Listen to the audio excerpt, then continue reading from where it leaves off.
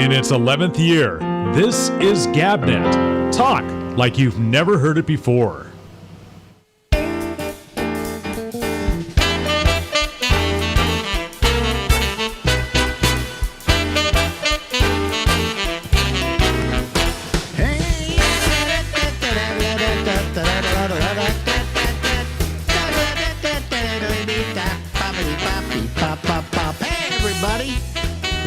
From Harlem in New York City. Yeah, it's the Ramble with me. I'm Alex Bennett. Ladies and gentlemen, there's a very funny guy that lives out on the west coast of the United States in San Francisco. He's also an old friend, and I really enjoyed talking to him. His name is Larry Bubbles Brown. Yay! We go way back. We do go way back. How many years is it now? When did we first meet? You had me, the first time I did your show was January of 83. Do you know the day?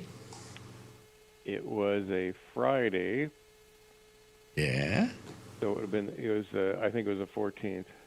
14th. Oh, okay.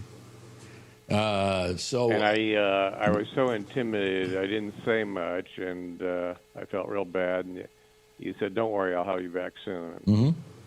And you did. Oh, the reason I did, I'll tell you why I did. I had you back because when somebody comes on, it's their first time, and they don't talk much. I like that because I know they're taking their best shot.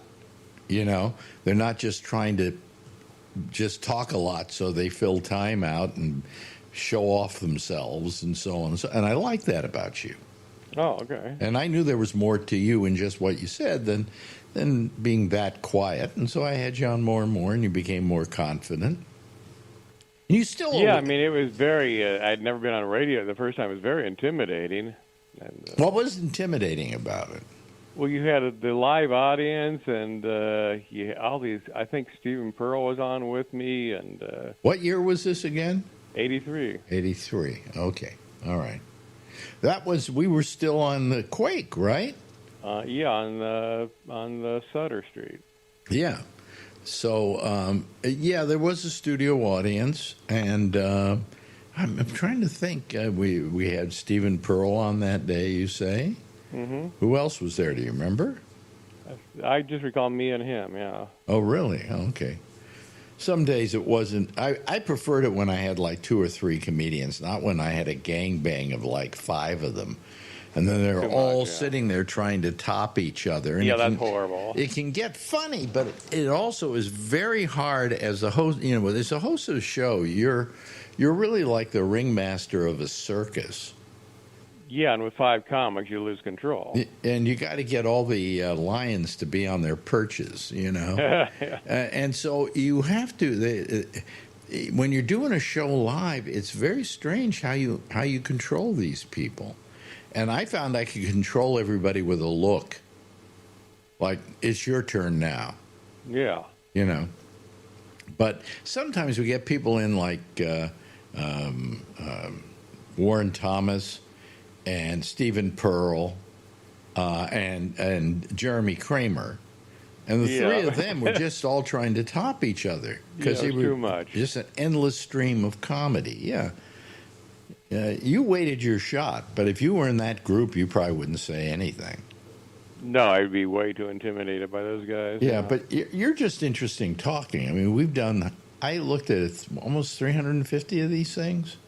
Jesus. I mean, that's a lot. It's over 300, that I know. And that's a lot of talking that we've done. Wait a minute, I'll look it up right now. I can find it. Right here, let me see here, guess. Wait a minute, hold on a second. I got to go here. I went up into the thing that says guess. Oh, wait a minute, I got to get guess. Oh, here it is. Okay. We'll have to wait for it to come up because there's a lot of files there. Oh, here we go. Okay, now I go down to Bubs, and I go to the first Bubs.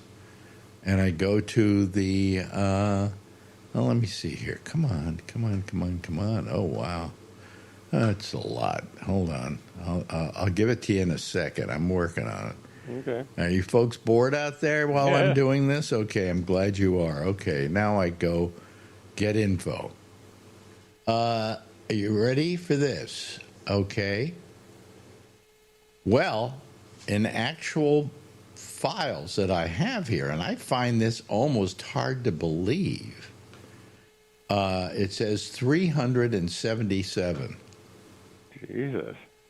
We've done 377 of these. The first one I have here, and you may have done more because it says Bubbles 3 and Bubbles 4. Oh, there's a Bub 2.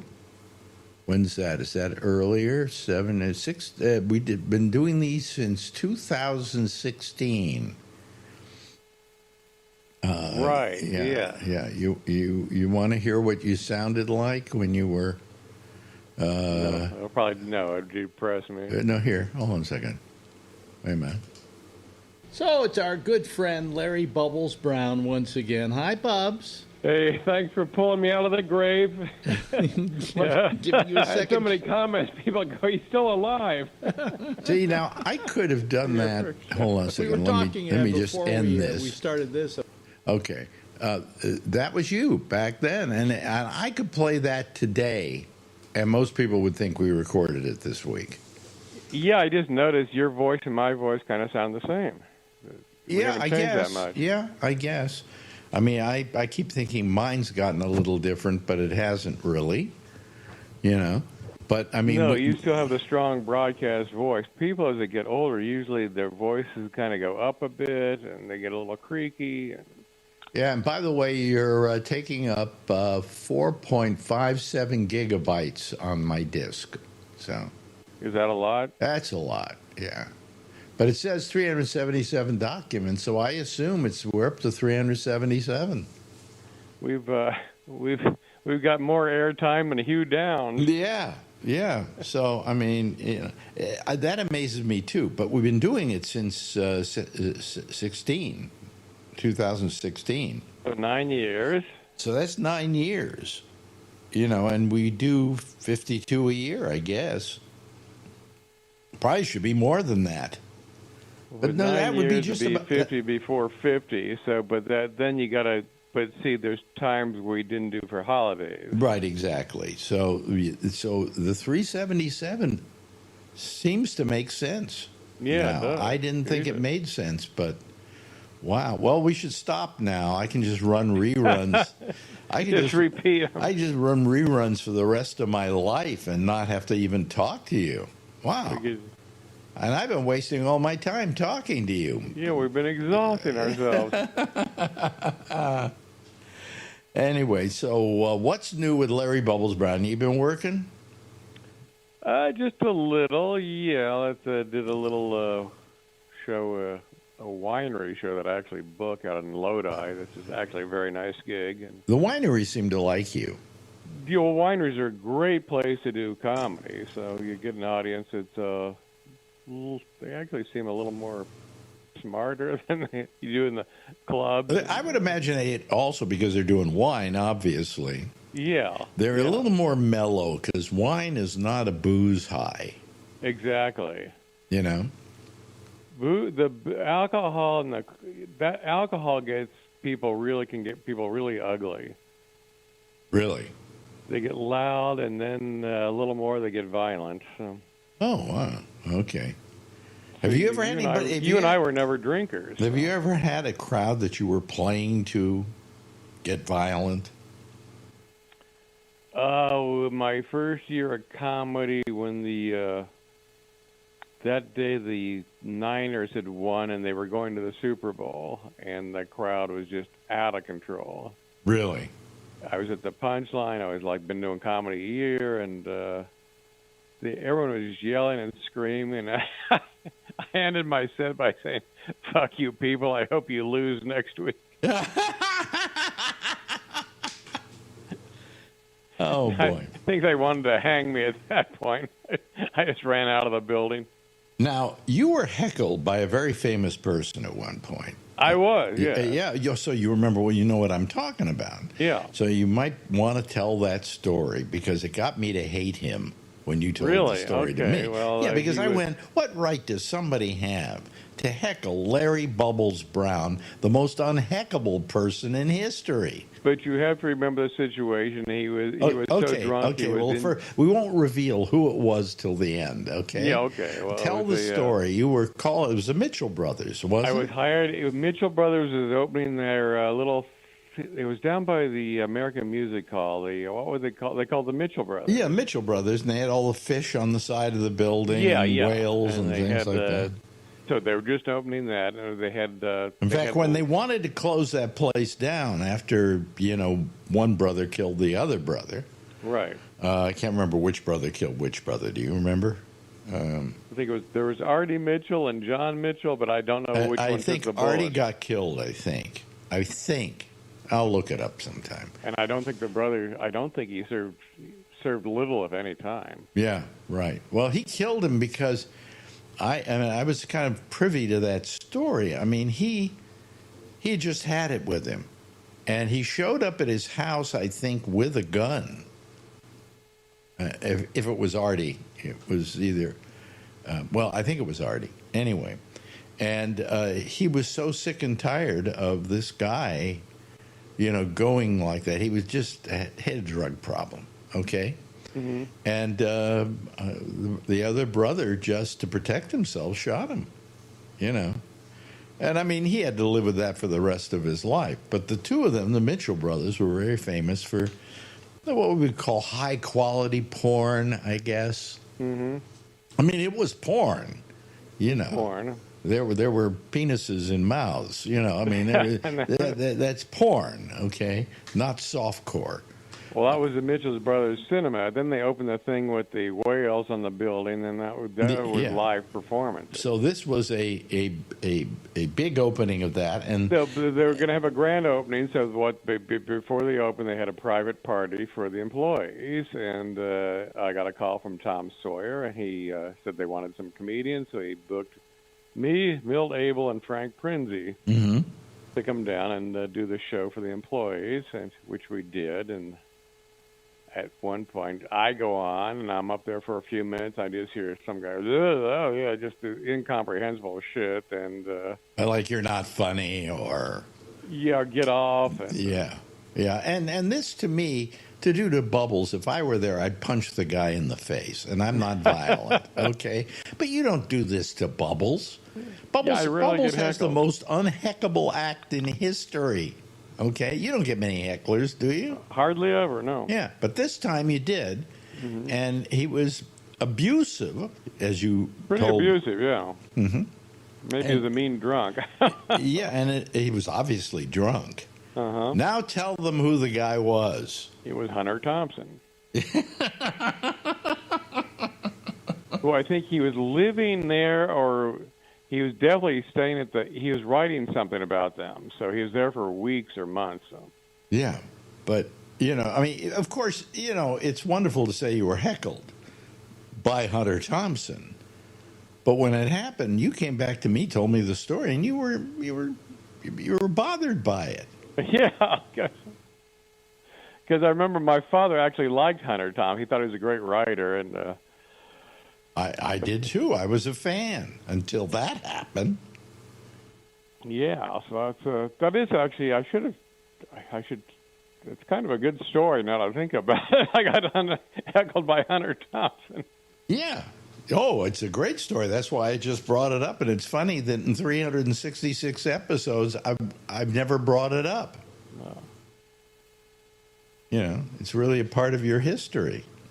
And then I remember the bunch of the girls that worked there. A couple of them came up to me and they said they really liked me, and if they weren't lesbians, they would fuck me. So. Did they say that? Yeah. If I weren't a lesbian, I'd fuck you. Fuck you, yeah. That's kind of a compliment, I guess. Yeah, yeah. I mean, it's not going to get you laid, but it's a nice compliment. But yeah, looking back, I think it was '85. I should know the date, but that was a crazy night. Yeah. But when did that happen? See, he remembers dates. And I should know the exact date. I just remember it was 1985. Yeah. Yeah, that would be about right, because I was still on the air in 80. In fact, That was my first year, maybe at the Quake. No, at Live 105. Live 105, you came on in February of '86. 86. Yeah. Okay, because I've had it all wrong, because I tried to figure out that I was on KMEL, then I was off KMEL, then I was hired by the Quake at an enormous amount of money. That's why I left KMEL.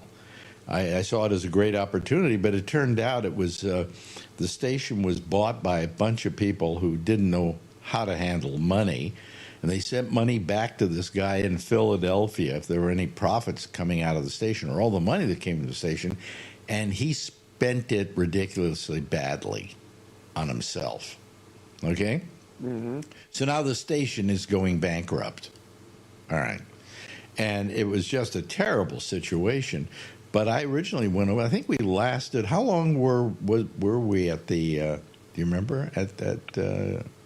You went off Quake? sometime in, because let's say I did your show in '83. You were there in '84, and then I think sometime in '80. I remember at one point you and Rogalski you weren't sure your checks were going to clear. Do you remember that? Yeah. Well, I told everybody, I told the bosses, I said, if you don't have enough money to make the checks clear for everybody else here, then don't pay me for that week. And we'll catch you on the other side if the money is coming in. I said, but I'm making so much money that I can afford not to take a check for a couple of weeks wow, that was or whatever. Nice. Yeah. So, it was a terrible time, by the way. It was just horrible.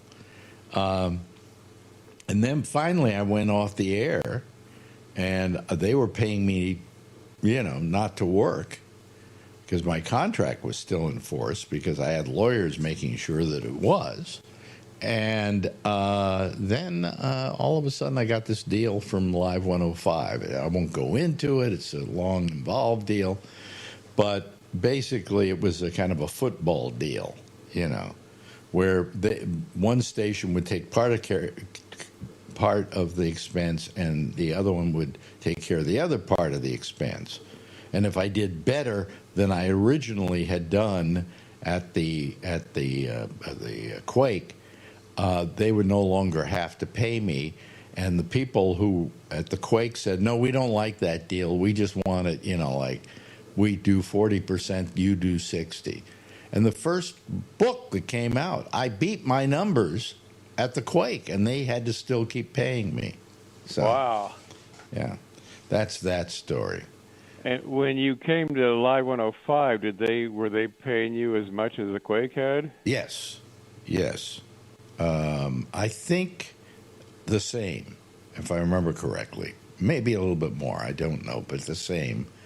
And it was, it was a good deal. I decided to do it. Although when I first walked in and saw that studio, I phoned my business manager and I said, "Is there any way we can get out of this?" Yeah, because you remember that. You remember that studio? It was terrible.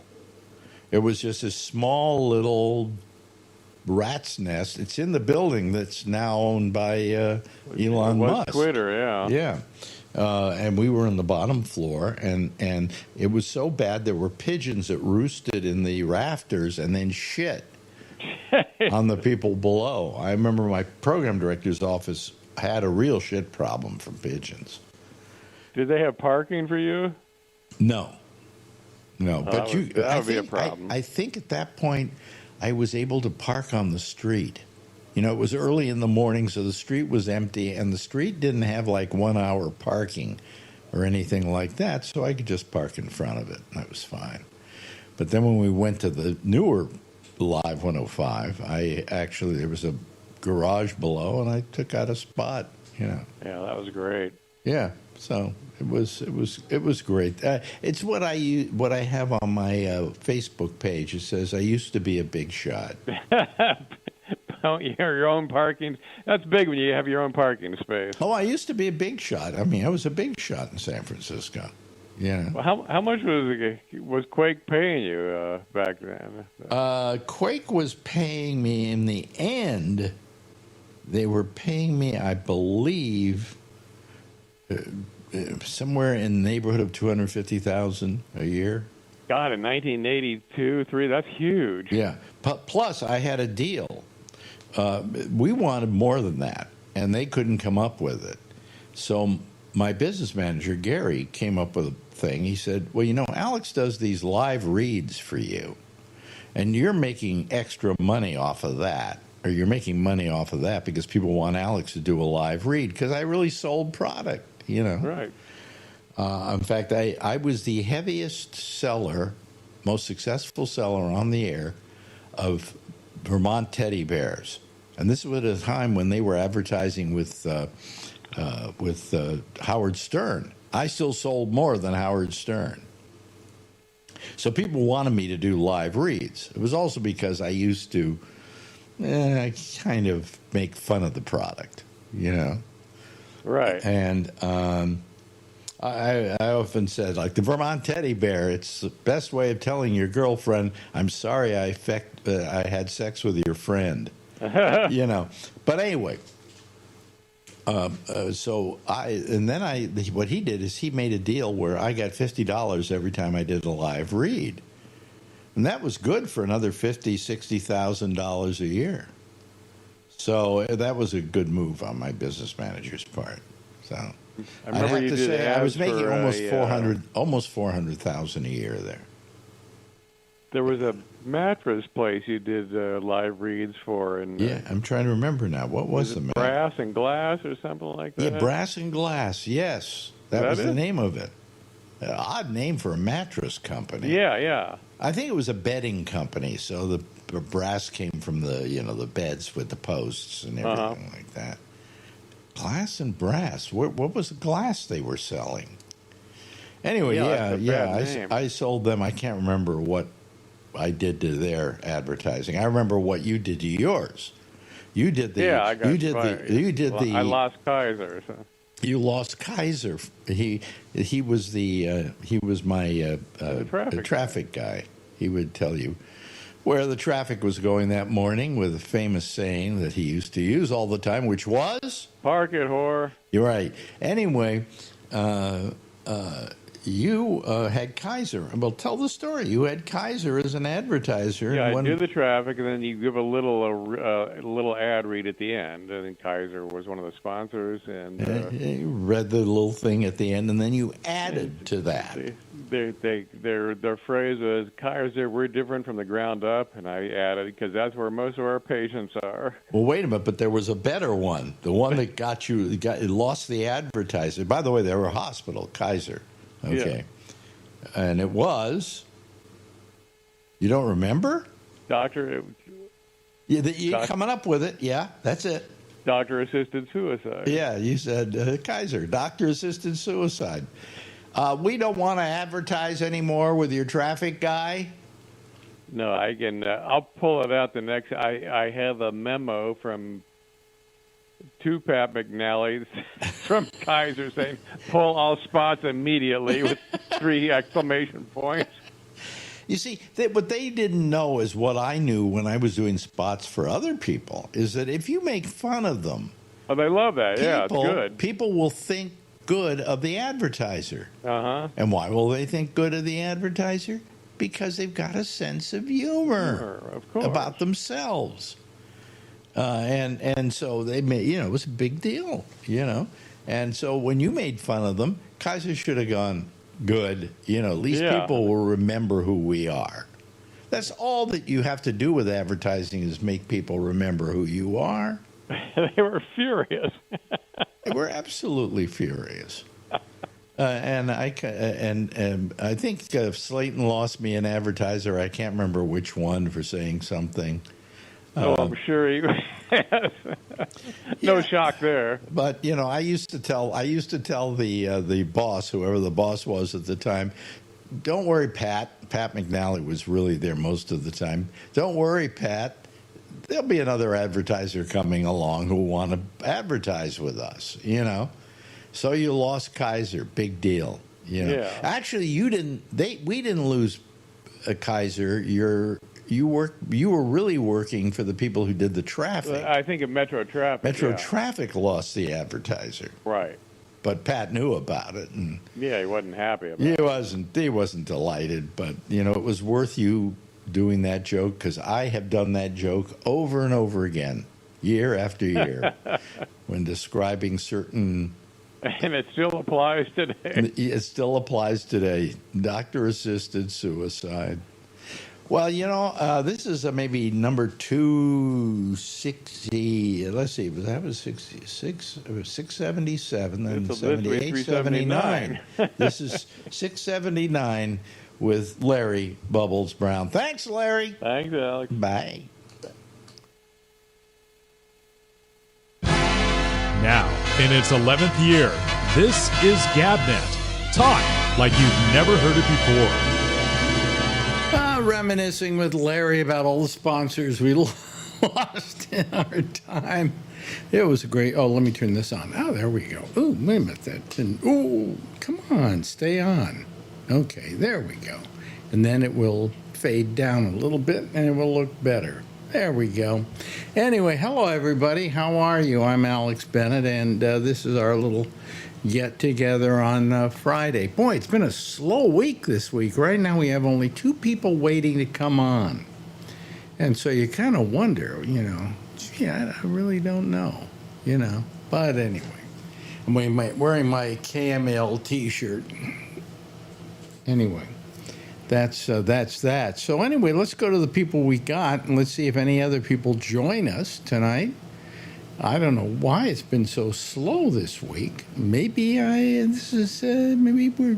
coming to the end of this program. Okay, the one on Monday seems to be just fine. We have tons of people calling that show, but what the hell? Anyway, let's admit the people here well, I just hit admit all. Come on, there we go. There we go, and then we go to Zoom, and we got Charlie and Josh. What happened to Josh? Are you there, Josh? Josh? Huh? Look at that. They kidnapped Josh. Yeah, I don't know what happened to Josh, but anyway, par for the course this week. It's that quiet. Oh, here comes Al. Here comes Alan. Okay. Oh, we lost Wheeler. What the hell happened? Anyway, here comes Alan. Hello, Alan. Alan, can you hear me? I can hear you. Can Oh, you hear okay. me? Yes, I was just worried that there were some problems. I do hear some sound in the background, though. You're doing a Jeff on us. Anyway, here comes Josh. There's Josh. Okay. Having problems earlier, Josh? I'm not sure I could hear you, but Yeah, but you were just black. That was it. not to you. Hmm? Don't know what happened. You know what I do with my coffee now? I make it, and I put it in the freezer, and I get it cold because I like cold coffee. Anybody here else here? What's that? Like cold coffee? No? Yeah, I like my coffee hot. You like it hot? Yeah, well, I like it cold. It's like a soft drink of some sort. It's like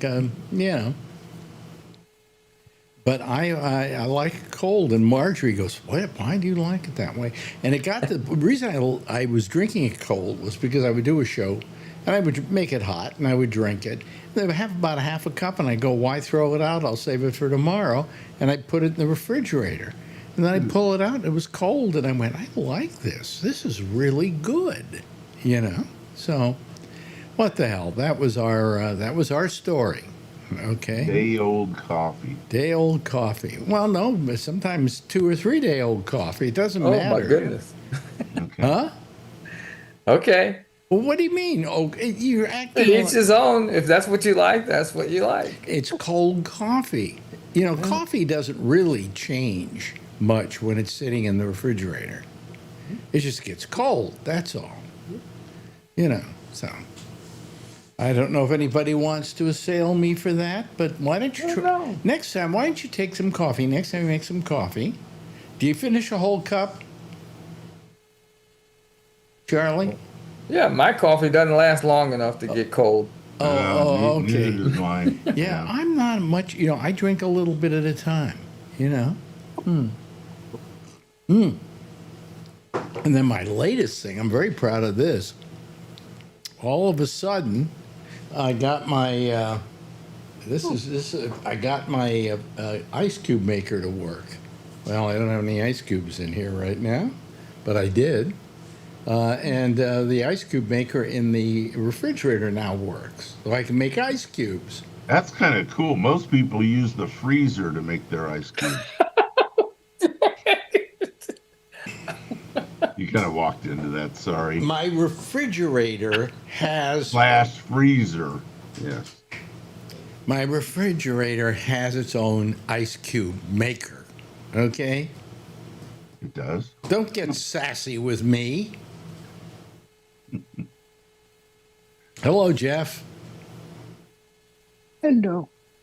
You're there. You're okay. You're fine. Don't touch anything. You're fine. Anyway, this is the end of the week. Anybody have anything they want to say about this week? It was awful hot, is all I got to say. It was hot, and then today it got quite cool in New York. But now it's kind of getting a little warmer. It's like, it's 66. But Marjorie, I get into these arguments with Marjorie all the time. She claims I gave her cold last night because I turned the air conditioner on. Too cold. But the only thing you can do to take care of humidity, unless I get a dehumidifier, which I guess I could buy, but that would be kind of redundant. But the air conditioner dehumidifies. And so if you've got humidity in the air, it doesn't matter whether it's 66 or not. If it's humid, it's humid, And they don't make, as I said, they don't make air conditioners that say, okay, it's kind of warm out there, I'll cool the air. Okay, now it's cool out there, but there's still humidity, so I'll turn on a dehumidifier. I don't think there's any air conditioner that does that. So I've never heard of it. So if I bought a dehumidifier, I'd turn that on, but that would be redundant to the air conditioner. Let's just make the air drier. Yeah, even drier. I often wondered. Okay, if I had a dehumidifier, what would it do? It would dehumidify the air, right? Yeah. What if in the same room I put a humidifier? It would fill up the dehumidifier quickly. Would the room just explode? What would happen? Your power waste bill a would lot go to of money. $7.50 a month. Yeah, I can't figure that one out. But anyway. So, how you doing, Wheeler? Doing good. How you doing? Yeah. Anything exciting in your life? No. Well, I mean, my second article published, and they All right. asked me to write a third. Oh, good. I got to work on that this weekend, and then the Journal of the American Revolution has a podcast they do every week with an author that they interview for an hour, and they asked me to come on Sunday. So on Sunday, Wow. Very good. Very do an good. interview. I think they Yes. record it. I don't think it goes out on Well, Sunday. it I think doesn't matter. It's still nice that you've been asked, Yeah. They got it's a big organization, so I think they have somebody edit it, and it plays an introduction and all that music and all that. They crap. just do the basic interview on Sunday, and then they add Yeah, all the that's, I rest. think Yeah. they said they'd send me the link and some questions to prepare for and stuff. So, Is this all for your thesis? No, no, it's No. for articles that I write. Oh, okay. they're very, very scholastic, shall I say? Yeah. And they're very good. But I had a hard time getting through one of them because it's a top. You understand, don't you, Josh? Yeah. I mean, some of the It's basically that I'm stupid. Okay, let me. no, some of the articles are more. They're designed to. They're written more for the historical community. They have Okay. some. I mean, it's a professional journal, So I mean, that's in itself is it's no different than most regular people don't read the New England Journal of Medicine as like they would Newsweek or People Magazine, right? It's because it's written for about research and things like that. So it's a journal just like that, except in the historical field versus the medical field or whatever. So the articles have that sort of a tone. Their main goal is they do provide some narrative, but they're cleaning up the bad historiography that's been out there from before and kind of resetting the what we know. The same events and things like that here down the road, I'm working into a book form that I think, the publisher of the journal is open to as well. Now, the book form won't be nearly written that way, right? You get the same information, but you're going to get it in a narrative fashion, sort of, narrative, right? Like a story. Right. So in the article where I lay out a particular historian who wrote this and who wrote that, and here's how they were wrong, and here's how I know they were wrong with all these details. And the narrative book form, I can skip all that, put it in an endnote, right? But the paragraph that the reader would actually read would be the good stuff, right? Yeah, but let me rode just up on a horse and shot so and so on their deck, right? I mean, that kind of thing. So as to not put everybody to sleep here with this discussion, because we're getting kind of deep into it. But what you telling me is that the history we've been told is not necessarily the history that really existed? Well, I'm only talking about my specific small area of research. I mean, that is what I'm telling you, but don't apply that to like broadly everything that you learned or everything that you learned about the American Revolution. I'm only saying my area covers events after the surrender of Cornwallis at Yorktown. I don't do anything before that. I mean, I know about that. I'm saying I don't write anything right now before that. My story starts that day, right? And I'm doing the next day up until, there was a peace treaty and, everybody was done fighting. There's almost no work done in that period. But basically about a year, okay, about 10 months for the provisional treaty, 10 and a half, 11 months. There's almost no work done on it. And what work has been done on it is very poor. A lot of it's sparse. A lot of it was done a long time ago. It wasn't very good. Some of it was done before professional historians were really what they are today, which is professionals.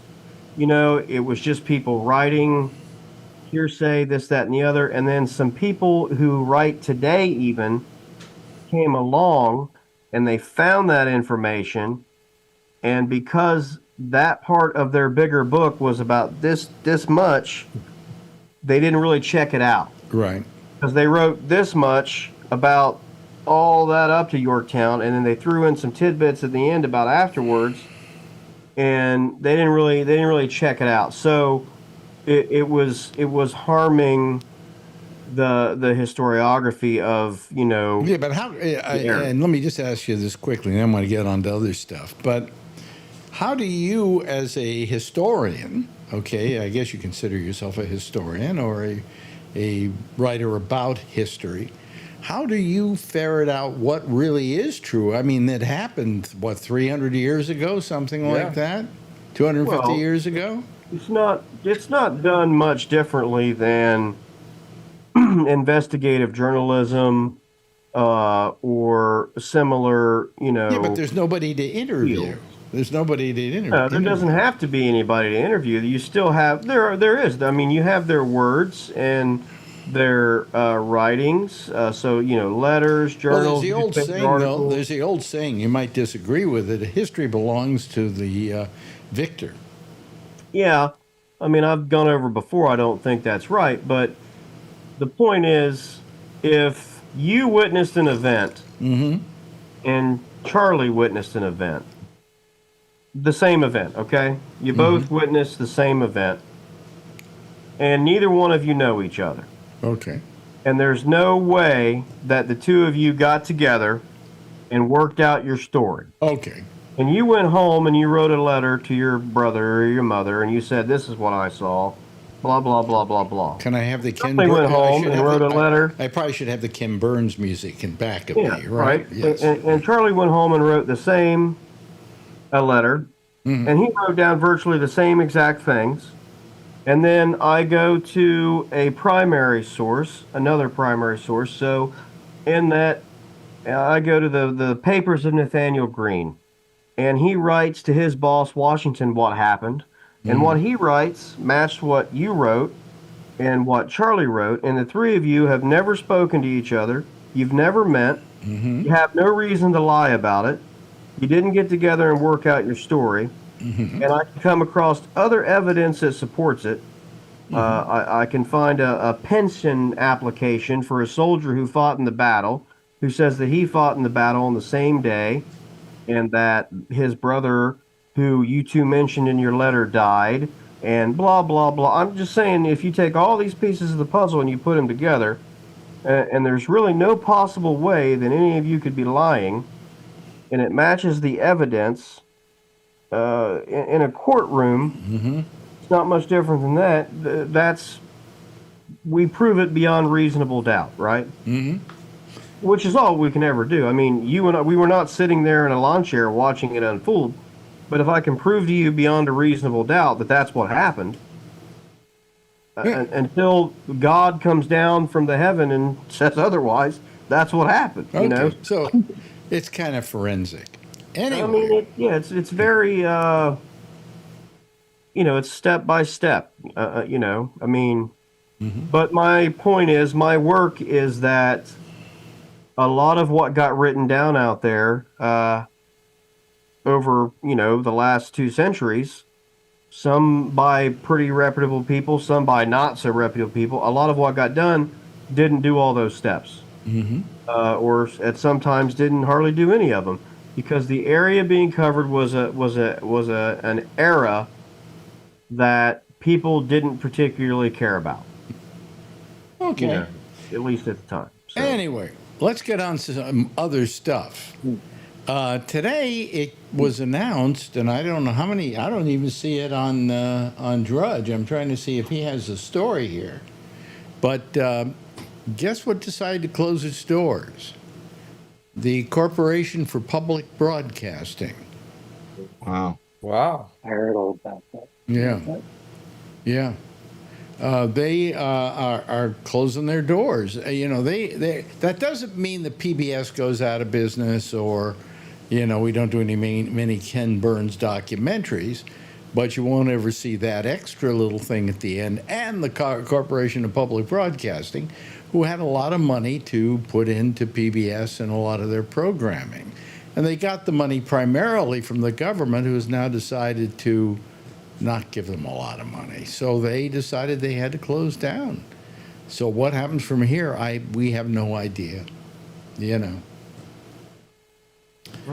No more pledge breaks, folks. No, a lot of pledge breaks. Let me put it that way. Yeah, that's the only way to get funded now. I'm not sure how Democrats are not able to find good messengers who can sell some of these things in a better way.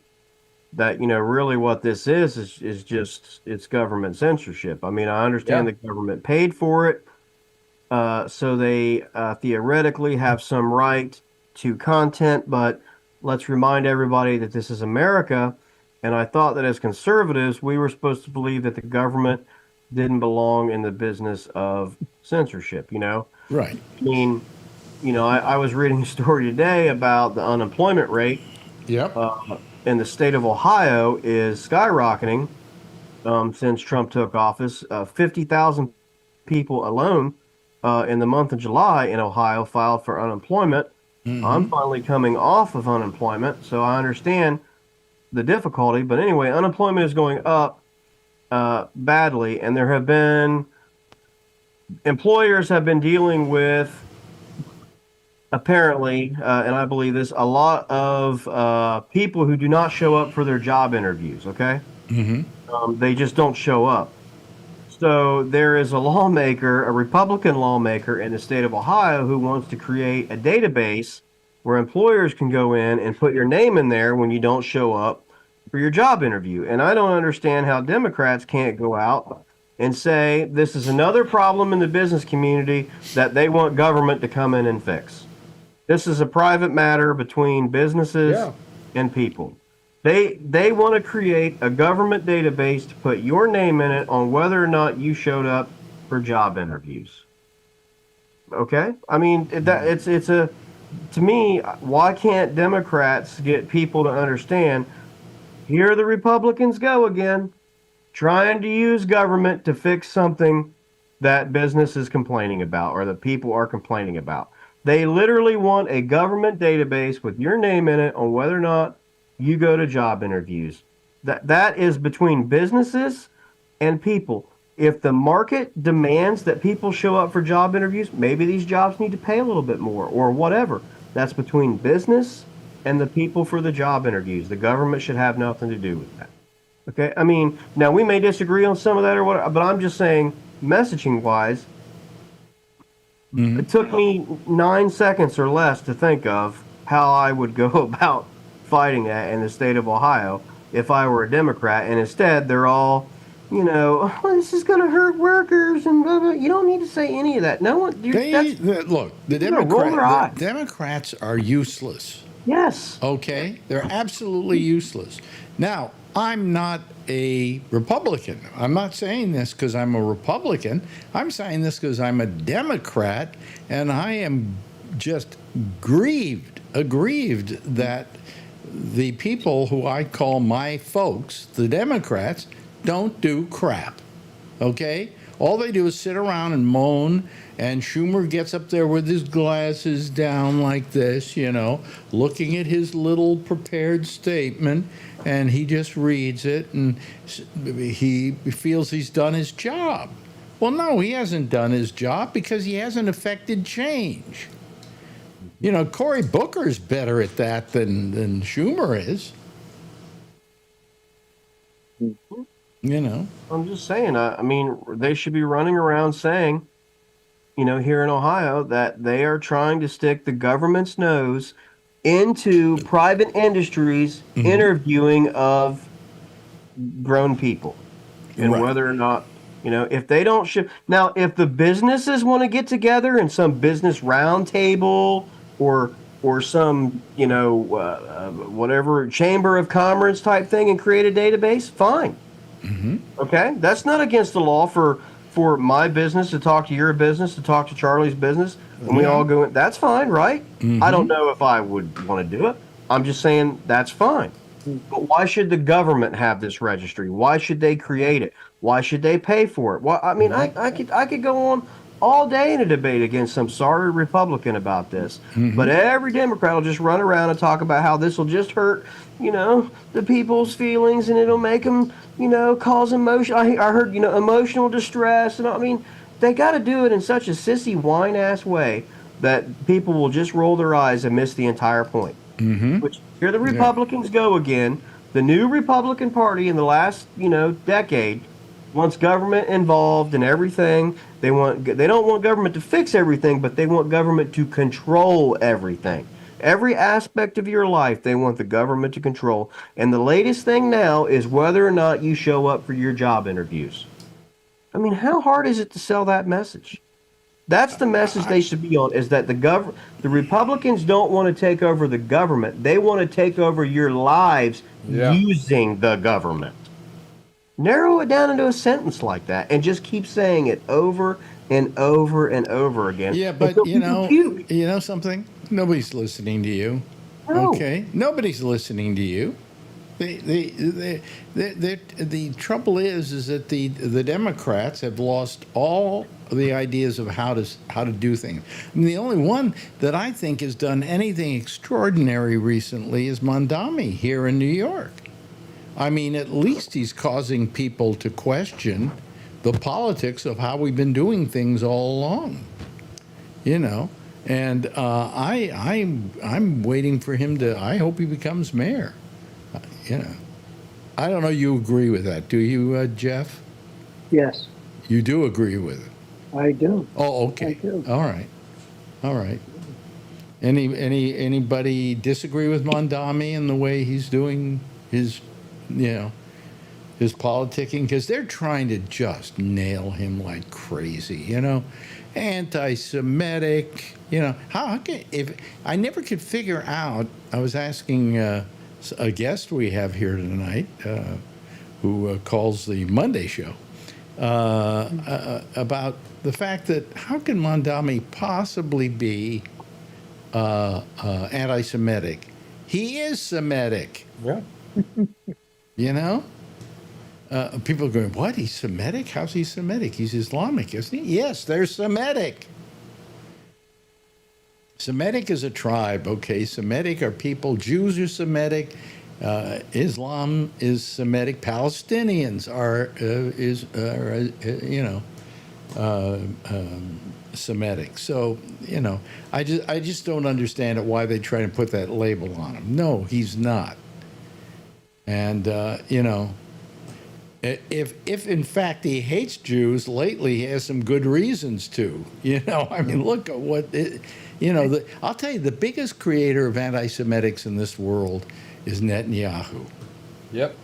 Here you go. He's doing the biggest job of creating anti-Semitism in this world.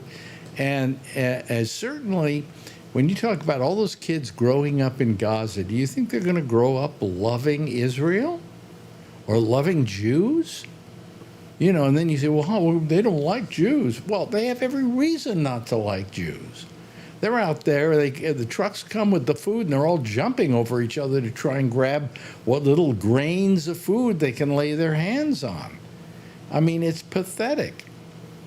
And now, our president, I think, am I right about this today, is something in the last couple of days, he's gotten mad at Canada because Canada says they're going to back Gaza, They're going to back.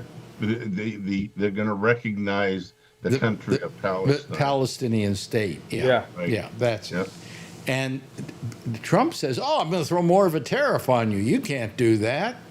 What do you mean they can't do that? They're a nation. They get to make their own decisions about who they're going to go along with and not go along with. And if they say they're for a Palestinian state, then you just go, well, I disagree with you, but, we understand that's what you're doing. But you don't go, I'm going to throw more tariffs on you. Tariffs are like a punishment now. It's gotten to the point, I think, where most of these countries are going, screw you with this tariff stuff. We don't care. We'll sell to somebody else. Yeah, the country doesn't have to pay for it. We have to pay for it. Oh, you and I are going to pay for it. Yeah, absolutely. I paid for it yesterday. Got a new alternator for my van that would have been $500 before Trump, and it was $750. No. And did they tell you that's why it was $750? No, they showed me the invoice, that came to them, and that alternator is a Ford factory rebuilt in Mexico, and it's got a 30% tariff on it. Jeez almighty. Well, we're planning on taking a vacation, rather extensive. Don't go to Mexico. 2 weeks of cruise through Greece and Istanbul and all those areas down there. And I'll tell you the cost of it. The whole thing total is going to wind up costing us somewhere like around $25,000. If we get it depends on what kind of cabin we want. I thought cruises were supposed to be a way to see a certain area, your floating hotel and meals and be reasonably priced. Well, it is reasonably priced. I mean, for the two of us, I think the trip is $7,000. If we want a suite, it goes up to like $11,000. Spend the money. You got it. No, you can't take Well, it we're with you. thinking we got to decide whether we want to or not, and then we also got to take a flight. And Marjorie likes to go on a. It's what's replaced the middle ground in flying. I don't know. It's called 787? premium economy or something. But premium economy, it's still like $1,500 a piece each way or something like that. Wow. Yeah, I mean, it's expensive. And then we get into, then you got to do trip insurance because you don't want to not do that. Before you're through, you're spending $25,000. So I don't know. I'm trying to figure out whether I want to take Maybe the you ought trip. to go to Canada instead. Well, I've got the money. I just don't know if I want to spend that on that. I know. I mean, I probably will. The hell with Why it. not? The money's not going to last me all my life. I'm never going to spend all of it. Yep. But I have a certain amount of money, which is like the cash I play with, and then there's the stuff that's in the, in the stocks and stuff. But we're going to have to take some of it from there. All right. I mean, we got a lot of money in stocks. The stock market, the business news announced it, and I think Josh touched on it. The economy is the worst economy we've had in 20 years. Yet the stock market, well, it's gone down the last couple of days. Yeah, it's. I got to tell you, I really think Trump is manipulating the market. He tells all his buddies and stuff, sell your Apple stock. No, it's $300 a share because I'm going to announce bad news about them and tariffs and stuff. And then the stock will drop to 200 or 150, and then I'll say we came to an agreement, and then the stock will go back up. Well, that's insider trading. Yeah, but it doesn't stop. It wouldn't stop him. Yeah, well, then we've got to start having somebody investigate that and look into that and say that's not playing fair. But He even got one of the Fed, not the Fed chairman, but one of the Fed part of the board of directors. He even got her to quit so he could replace her, so they can force a vote to lower rates, which is what Trump wants, which is sure to put us into a recession.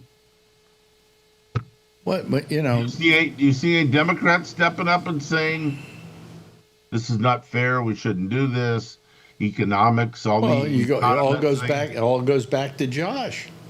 That's what I'm saying. I'm saying Josh touched on this, something like this a little while ago. But I mean, he's ruining this country, and I don't know why he's doing it. I mean, does he really think he's that smart with the economy? I mean, he's been a loser in business for years. I mean, I think he was down to his last couple of $100 million or something like that before all this happened. And now he learned to take the presidency and turn it into a money-making project. For himself. So, I mean, but what do we do about it? How do we stop it? Why doesn't The Democrats should be stepping up or something like that. I mean, taking all these gifts, a $400,000 plane, it's against the Constitution. Do you know that $400,000 plane, they've started fixing up? And who's paying for it? And you think he's ever going to fly in it? No, not until after he's out of the presidency. Well, I don't think he can. He'll take it home with him. Because I don't think they can fix it up fast enough to make it president worthy. And then it's too small. Yep. It's a smaller plane. A 767, right? Yeah, well, what's Air Force One? 747. Yeah, I mean it's a big. If you've ever seen Air Force One, it's huge. I've been on both the different aircraft, and 747 is definitely bigger. Where were you on a 747? I'm flying to Hawaii and back. Yeah. 10 years ago, 15 years ago. But I was on when I flew to New York, I booked on a 777, as I'd never been on it, and I got on it going there. But coming back, the 777 at Kennedy died, and so it was early morning flight, so they had all kinds of equipment, and they grabbed, because the crowd was small enough, they grabbed a 767. Yeah, and it's a wide body plane, but it is what it is. Here's what I don't get, I think, is that, Trump says he doesn't like Air Force One. It's an old plane. It is. Is it? I seem to remember them putting out a new Air Force One maybe within the last 20 years. Well, they stopped building the 747 about 5 years ago, I think. The ones that they fly currently, I think, were delivered during the first Bush administration, like 1990 or 91. Yeah. Okay. They underwent a refurbishment somewhere after that. I don't remember. Maybe during like Obama or something. It's not like he wants to. He wants to. The engines and everything are all rebuilt, like Josh says.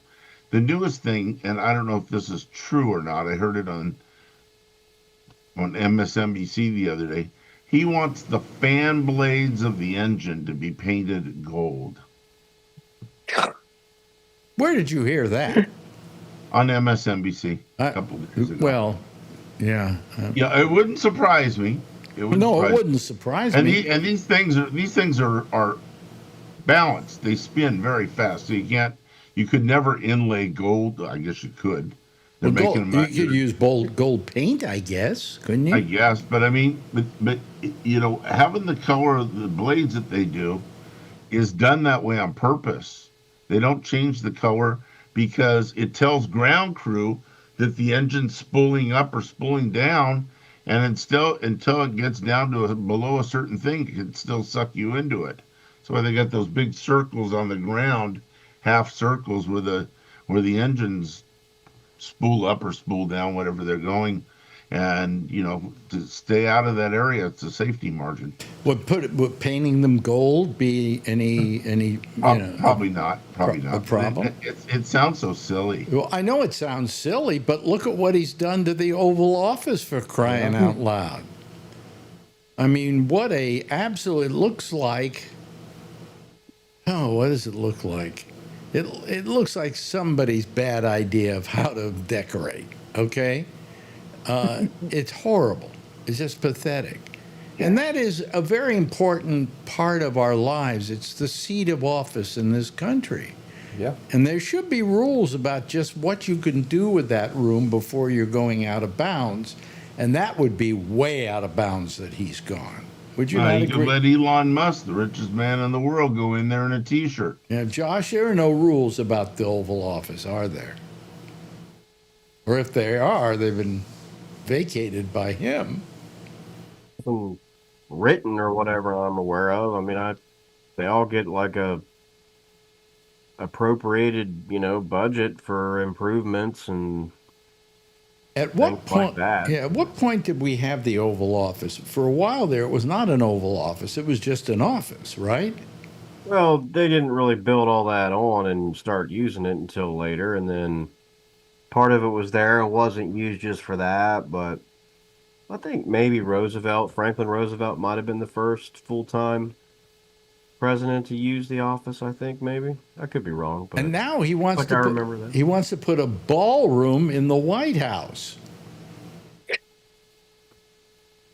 Yeah, I don't understand that either, and I don't really understand the need to spend $200 million on a facility that has hosted kings, queens, and the most powerful people in the history of the world without anybody crying or dying over it. So I don't really see the need, but I mean, I don't really get why people can't sell that. But again, they're talking about a bunch of people who aren't willing to go on television and talk like a real human being. So Trump does it, but no one else will. Well, he So wants it privately financed, right? What I've I'm heard. not sure if he does or not. Yeah. They started talking about it and I turned it off. So I'm not really sure. I'm willing to say that if he does it, gold will be the predominant color. Sure.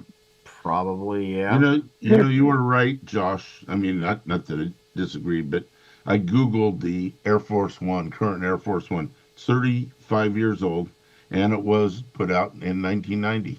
And I think that's what you said. Okay, so it's 35 years old. That's not necessarily old for a plane. Planes are constantly refurbished, brought up to date, redone, especially Air Force One. They've worked on it since then. But Yeah. they already had two replacements were already ordered and are in the production process. Oh, okay. That I was contract wrong. was signed a couple And years ago. when were they ordered? In another administration? There was a big fight. I think they were ordered right at the end of the Obama administration. And then he fought back and forth during his first administration about how Obama paid too much for him and all that other stuff. And then he was making Boeing lower the price and all that other crap. And I think it pushed it back. So I don't know when they're going to get him now. He had that big thing about how he doesn't like the paint scheme, so he wants to change the color, and he wants it to have colors like he wants and all that. Isn't it supposed to be what it is? I mean, isn't that the way it's always been? I mean, it's good enough for everybody else. It's an American tradition.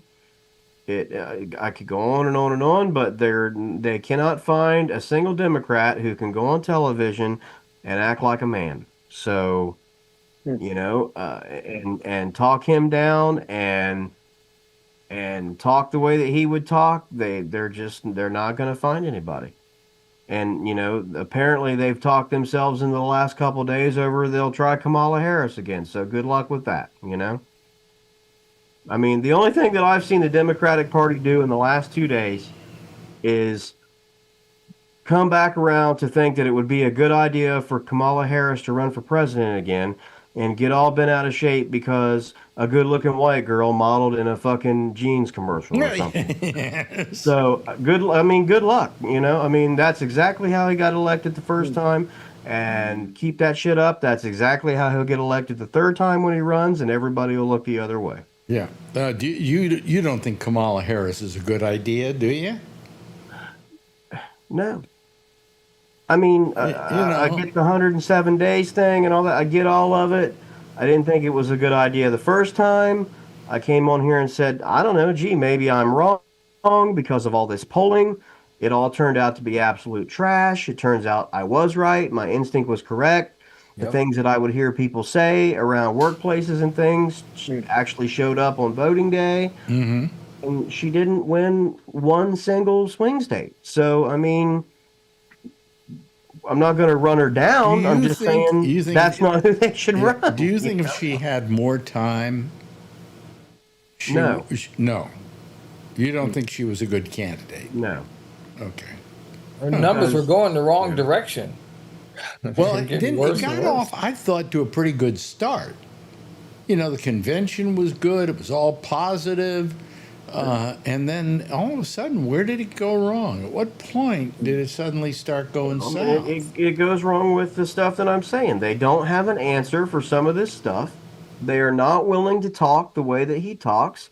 And, all the books and everything that have come out and basically said, when that ad came out and said, Trump is for you and Kamala is for they, them, that her campaign sat around a table in a circle and said, we shouldn't respond to that. We shouldn't respond to that. That will offend people. Well, how'd that work out? They say that one of the things that lost her the election was a single question that she was asked on The View, I think it was.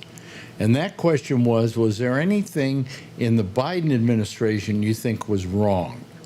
Right. And she said, no, everything was perfect. She still can't answer that question. Apparently she went on this Colbert or whatever And her answer for all that was because, well, I wasn't going to be one of those people that piles on. There was a lot of piling on, It and I wasn't a wasn't. matter Watch of, that. I I don't, mean, you know, I don't think Biden would have minded if she had come up with an answer to that. every book that has come out has been clear that says that he told her not to do that. That he told her to run away from him and go blame him and run her own campaign. All the insider accounts say that, and she still wouldn't do it. Wow. Which, I mean, don't is fine or whatever. I mean, if those are the things that she believes, I don't think she has to change them. But still, I'm just saying it didn't work, and it's not going to work. But they say that in a couple of years. that answer lost her the election. I don't know if it was that, but I think there's more than that. you know. I think so too. I don't think the country's ready for a woman. I think campaigning with the Cheneys hurt her. Lost her election. With the who? Who? With the Cheneys, Oh, Liz Liz and Cheney. Dick Cheney. Oh, Yeah. probably Yeah. hurt her. Well, they probably figured that might help them with certain Republicans, but it didn't. You know. I don't think she came out and worked hard enough to get that job. I I think she worked pretty hard. I just thought didn't she do was it right. I thought she was working pretty hard. You know, I mean, she was doing that part of the job, but she wasn't coming up with the right answers. That's the Doesn't- problem. Yeah, that's right. It doesn't matter how hard you're working at it. When someone says, "What do you want to do about the border?" and your answer is, Yeah, that's ridiculous.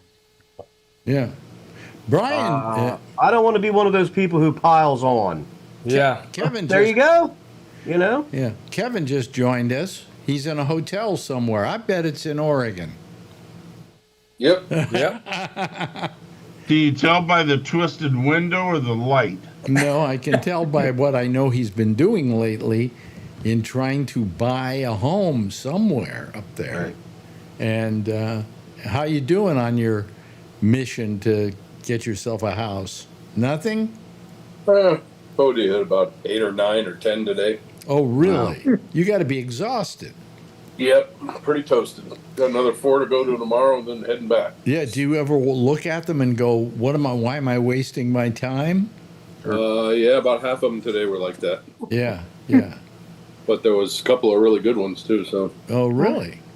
And how expensive are properties up there on the average? This is up in Oregon, right? it all depends on where you're looking. Yeah.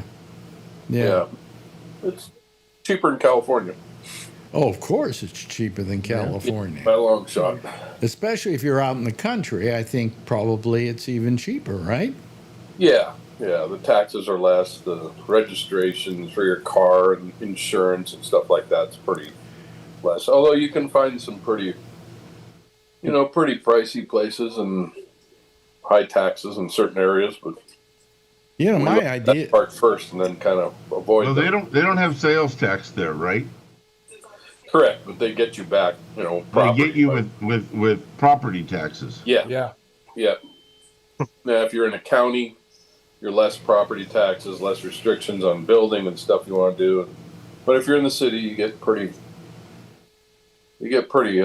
Nailed. pricey sometimes. Let me ask you this. I mean, are the places you're looking for kind of in the country? I mean, We're looking at that's mainly where we want to try and find a place.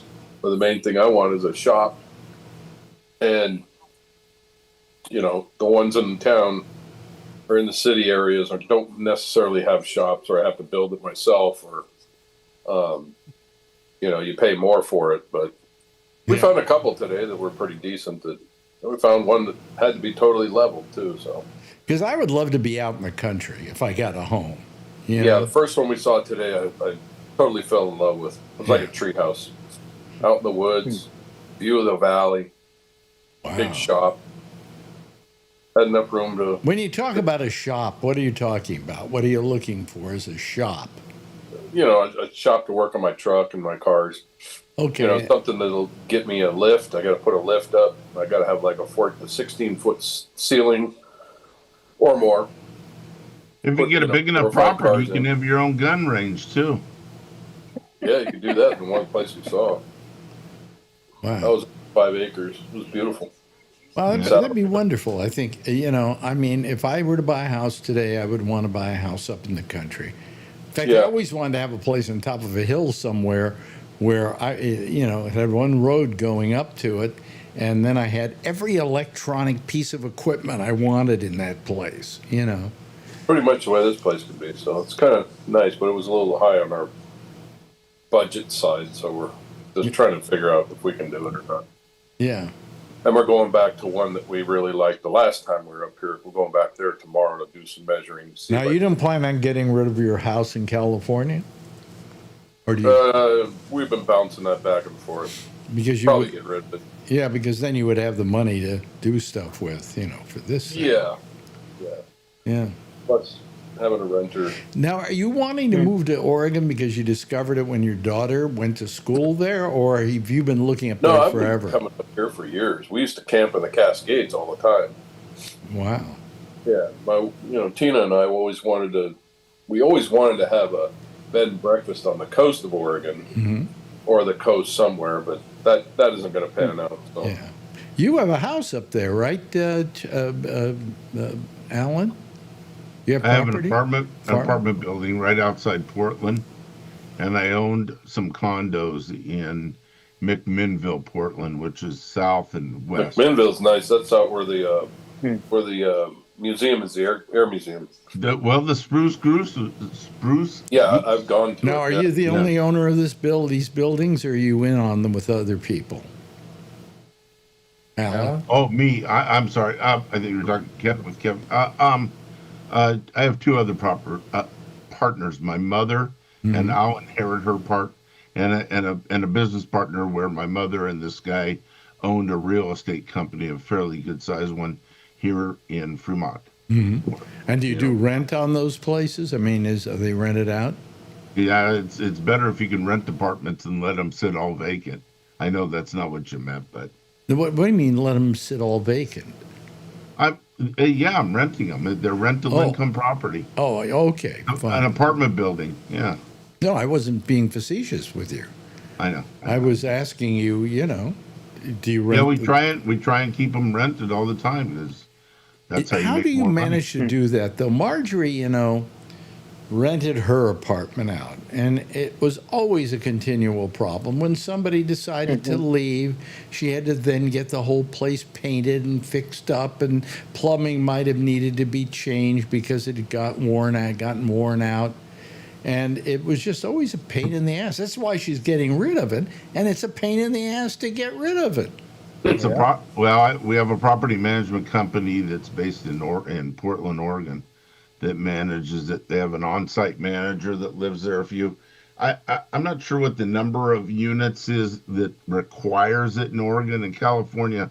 If you have more than 16 units, you have to have a on-site property manager.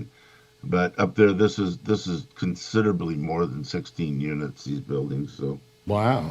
I mean, they're not 500 units either. So yeah.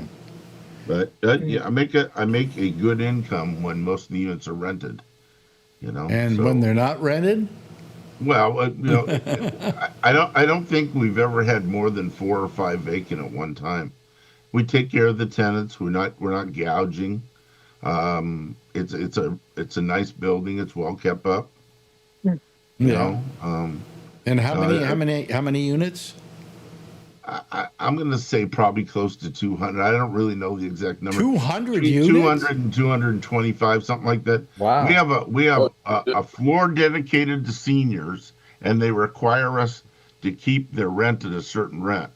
And then we have another floor, which is a bunch of units that police and firefighters live in, which makes the building kind of secure.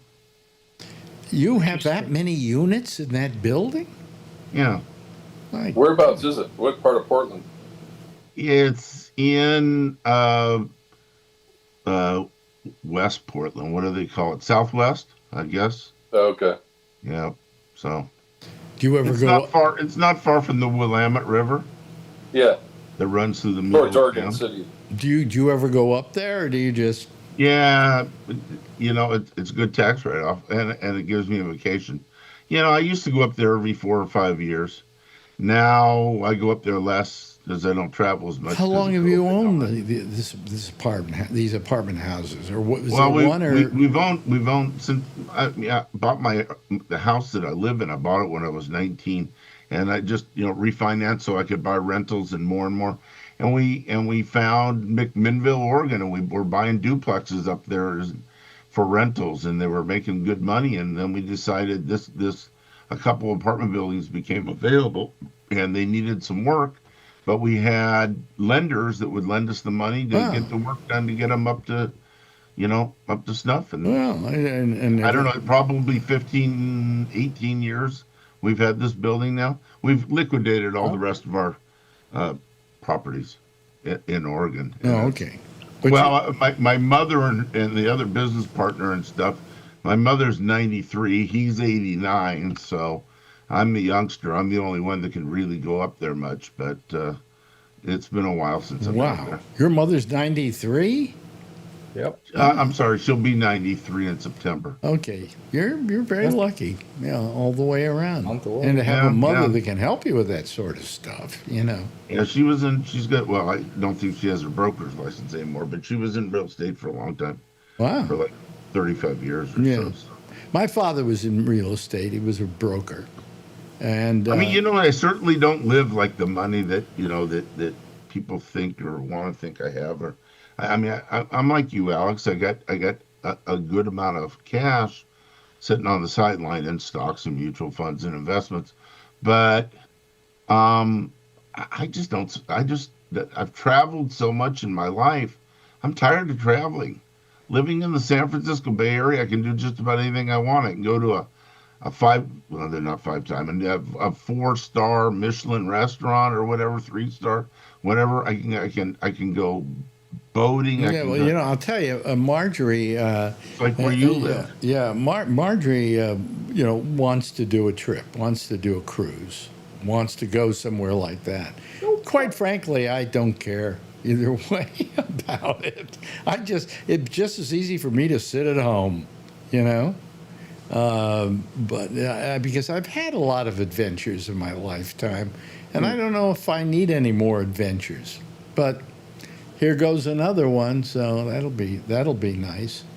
But I think it's if you're healthy enough, both you and Marjorie are healthy enough to travel, and you have the money, and it's not going to really put a dent in your life, I think it's a good thing. there's no amount that would put a dent in our life. I mean, how much money do we need to take care of us for the rest of our lives? Well, maybe you should buy Trump Tower or something like that. I mean, to begin with, every month I get Social Security. Then I pay for stuff, and so while I'm digging into my savings a bit, I don't mind now because there's a lot sitting there as well. So Having 200 or 220 units in Portland is a good sized piece of property, but if we took that property and moved it to the Bay Area, I might be have more money than Donald Trump. I doubt that, but I mean, it would be an astronomical amount of apartment buildings in the Bay Area. People are paying, as you're well aware, because you used to live here, but people are paying for 1-bedroom apartments where I live and stuff like that, $3,500, $4,500. wow. Well, you look exhausted, Kevin. Yeah, pretty toasty. Pretty toasty. Have another cocktail, Kevin. Yeah, Kevin's.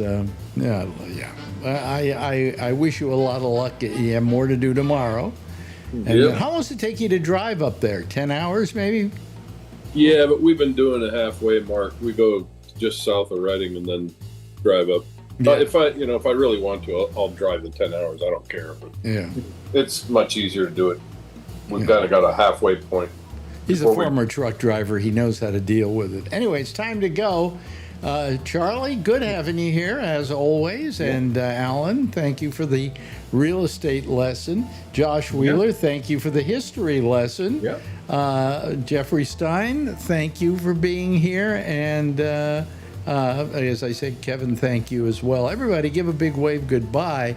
and I'll give a big wave goodbye at you. There you go. There they go, folks. That's our, where's my camera? There we go. There goes our whole citizen panel. There'll be another one getting together in just a few minutes with Amy Manuel. She's coming at you with The Intersection. If you want to call her on Zoom, just go to gabnet.net, go over to the third column, go all the way down to the bottom. There's my name, there's her name. Click on her name, and that'll take you directly to her Zoom address.